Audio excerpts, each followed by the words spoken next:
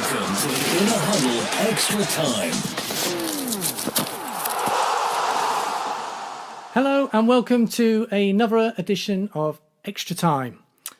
Now, for those of you who are listening on the podcast, this bit will be no use to you, but for those of you who are watching on the video, you'll notice that I am in my Plymouth Argyle shirt today, and that is because this evening I'm playing in a charity match at Home Park for Plymouth Argyle in a fans charity match in honour of my late brother Trev, who sadly passed away 3 years ago, and was a massive supporter of Plymouth Argyle, although he did have a soft spot for Liverpool too, but he was a massive supporter of Plymouth Argyle, his hometown, and I'm going to attempt to don the Plymouth Argyle kit and get out there tonight and pass the ball about on the pitch, and I'm really looking forward to it. So that's why the astute of you will have noticed that I'm in my Plymouth Argyle top, as I'm just about to head off down there. By the time this is released, I would have probably played, and who knows what will have happened,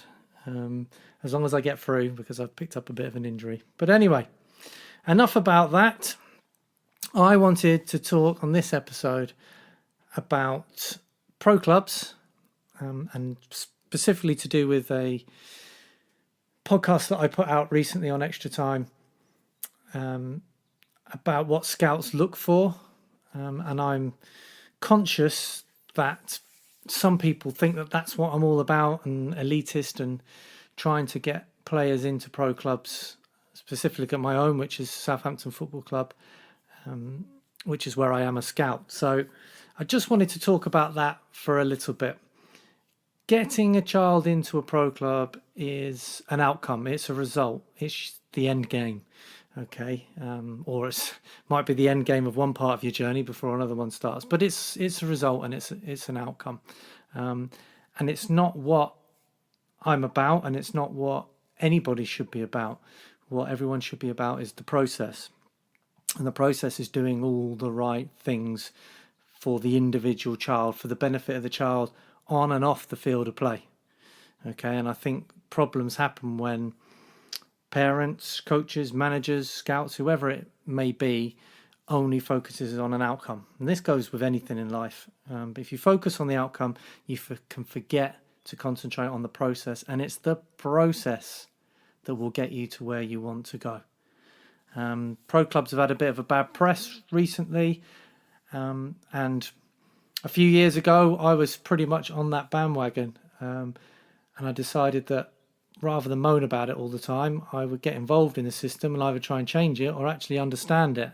And I can only really talk for my club, Southampton Football Club, but I think they've been excellent in everything that they do or try to do. And I'll explain this a bit further. Even just the other day, someone mentioned to me, you should read No Hunger in Paradise. Academies are terrible, and I see it a lot on Twitter and things like that. Academies are rubbish.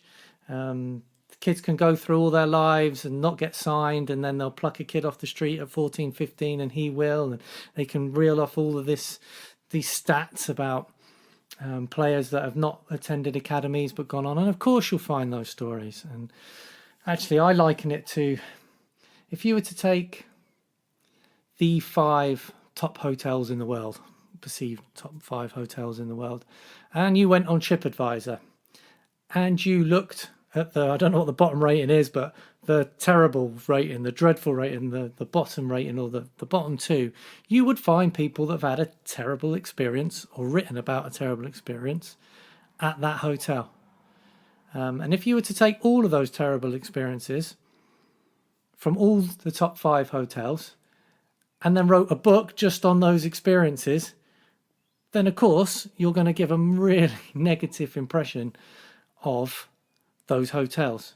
Yet, if you looked above that on the good ratings and the excellent ratings, they totally outweigh the other ones, and for many different reasons. So I think with all of these things, you need a bit of balance. So in my opinion, No Hunger in Paradise, yes, all those stories are true, sadly. And again, some of it you can point the finger at the clubs, some of the players, some of the parents, and how the whole thing's been managed, and they exist. And in the ideal world, those stories wouldn't exist. But if you balanced it out to all the good things, so like I say, it's just like concentrating on all the bad stories on TripAdvisor.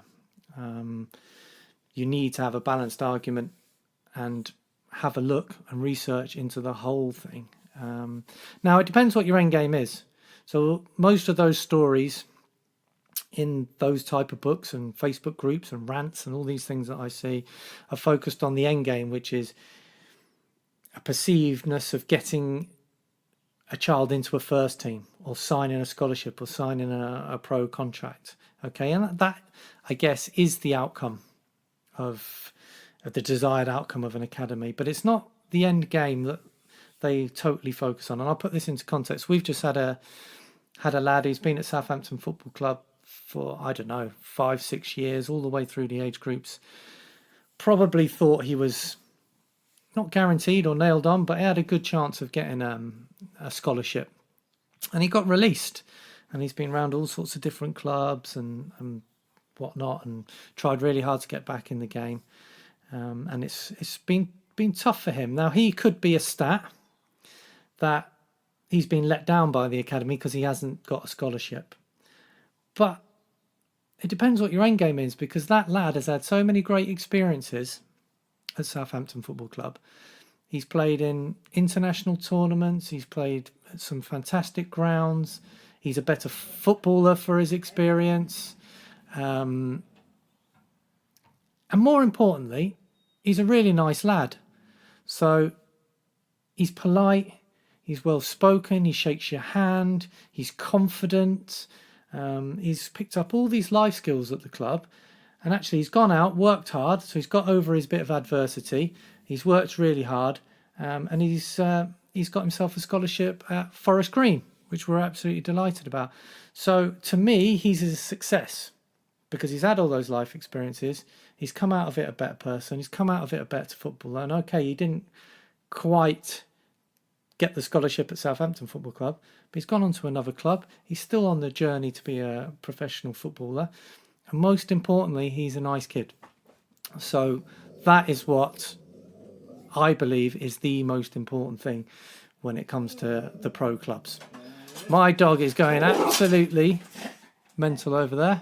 Aren't you, Baggio? Doesn't like the postman. It goes to prove that I do feel right. Right. So yeah, that's my little bit that I wanted to talk about. It's a bit like Chelsea.